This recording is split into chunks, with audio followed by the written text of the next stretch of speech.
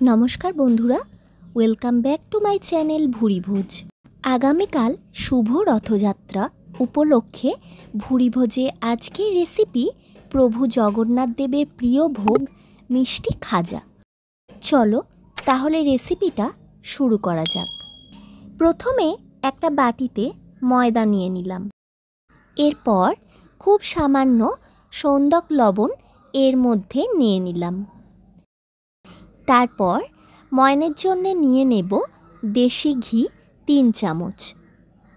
এবার খুব ভালো করে ময়দাটা ঘিয়ের সাথে মিশিয়ে নিতে হবে। মিশিয়ে নেওয়া হয়ে গেলে দেখে নেব ময়দাটাকে হাতের মধ্যে নিয়ে চাপলে মন্ড হচ্ছে কি না। ঠিক এই রকম যদি হয় তাহলে বুঝতে হবে ময়দাতে ময়ন ঠিকঠাক হয়েছে। এবার অল্প অল্প করে জল দিয়ে ময়দা মাখিয়ে একটা ডো তৈরি করে নিতে হবে। ময়দার ডোটাকে একটু শক্ত করে মাখাতে হবে।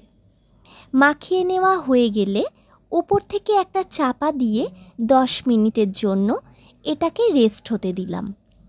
এবার একটা কড়াই বসিয়ে যে কাপের মাপে ময়দা নিয়েছিলাম ওই কাপের মাপে চিনি নিয়ে নেব। 1 কাপের থেকে একটু কম। আর জল নিয়ে নিলাম 1/2 কাপের থেকে একটু কম। এবার চিনিটা মেল্ট হওয়া পর্যন্ত অপেক্ষা করব। দিয়ে দেব একটা এলাচ। এবার চিনির রসটাকে ততক্ষণ ফুটিয়ে নিতে হবে যতক্ষণ না এটা থেকে একটা একতারে শিরা তৈরি হচ্ছে। চিনির শিরা তৈরি হয়ে গেলে গ্যাস অফ করে দিলাম। চিনির শিরাটা ঠিক এই পর্যায়ে এলেই এটা নামিয়ে নিতে হবে। ময়দার ডোটাও এতক্ষণে সেট হয়ে গেছে। এখন এটা থেকে লেচি কেটে নেব। এটা থেকে আমি 6টা লেচি করে নিয়েছি।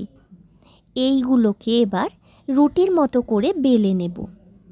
বেলার সময় সামান্য কর্নফ্লাওয়ার দিয়ে নিতে হবে।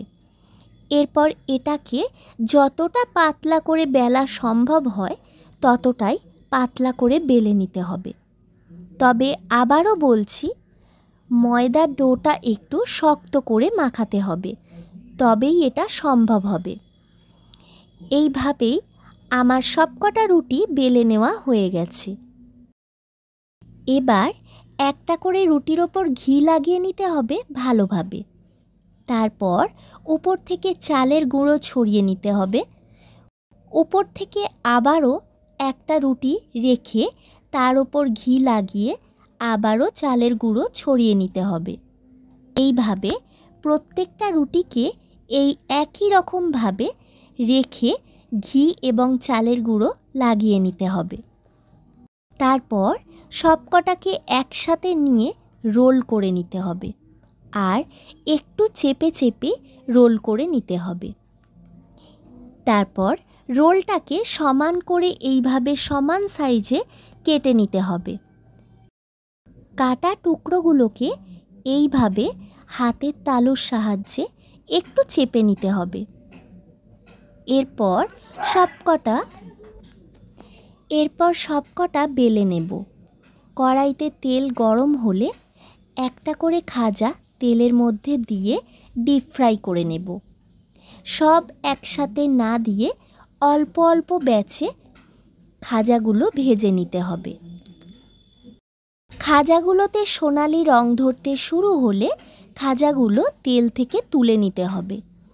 এরপর খাজাগুলো হালকা ঠান্ডা হলে ঈষৎ উষ্ণ রসের মধ্যে খাজাগুলো একে একে দিয়ে 2 মিনিটের মতো রেখে রস থেকে তুলে নিতে হবে। এতেই খাজাগুলো ঠিকঠাক তৈরি হয়ে যাবে। তারপর সুন্দর করে সাজিয়ে ভগবানকে ভোগ নিবেদন করা যেতেই পারে। ঈশ্বর সকলের মঙ্গল করুক। শুভ রথযাত্রা সকলের ভালো কাটুক। রেসিপিটা ভালো লাগলে লাইক করো আর অনেক অনেক শেয়ার করো চেনা জানা সকলের সাথে। আমার চ্যানেলে নতুন বন্ধু হলে প্লিজ আমার চ্যানেলটা সাবস্ক্রাইব করে দিও। সকলে ভালো থেকো, সুস্থ থেকো। আজ তাহলে এই পর্যন্তই। ধন্যবাদ।